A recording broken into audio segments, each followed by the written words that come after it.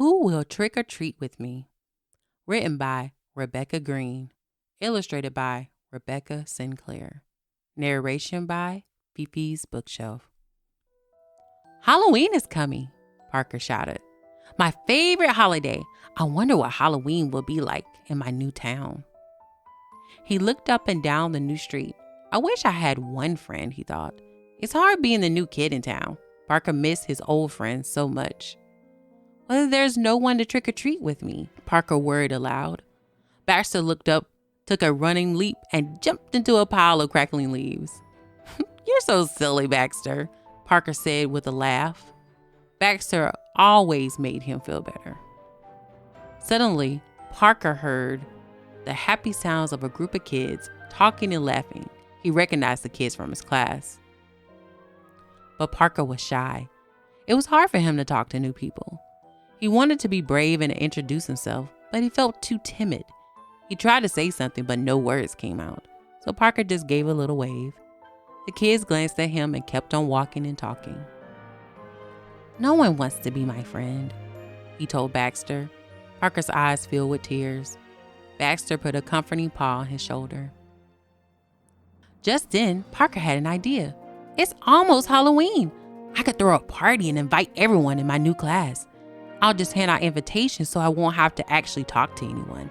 And I'll make some new friends to go trick-or-treating with. Baxter gave an enthusiastic bark. Parker ran inside.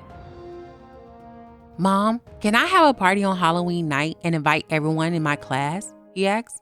Of course. It would be a wonderful way to make new friends. We have lots of paper and markers. I'll help you make the invitations. Parker made the spookiest invitations. The next day at school, Parker planned to put an invitation in every kid's cubby. But as he got closer and closer to the cubbies, he thought, what if no one comes to my party? Parker was worried. He took his invitations and slumped down at his desk. At home, Dad was already planning the party decorations. Let's unpack the Halloween stuff, he said. He brought out a box of ghosts, twinkle lights, skeletons, and black bats. Parker didn't say a word. The next day, Parker carried the invitations to school once again. I can do this, he said over and over as he left the house. Parker put one invitation in one cubby, but then he started to worry. What if no one will want to come to my party? Into his backpack went the rest of the invitations. Later that evening, Parker and Dad decorated the outside of the house and strung Halloween lights and cobwebs across the bushes. It was so spooky that Baxter covered his eyes. Your new friends would love this, Dad said. The next day began the same as the last 2 days, but this time something different happened. Something that Parker didn't expect. Chase had found Parker's invitation in his cubby the day before. Hey, Parker, he said, sounds like a fun party. I'm going to be a pirate, but don't tell anyone.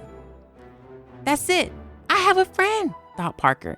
Maybe Chase and I can trick or treat together. He started to feel braver.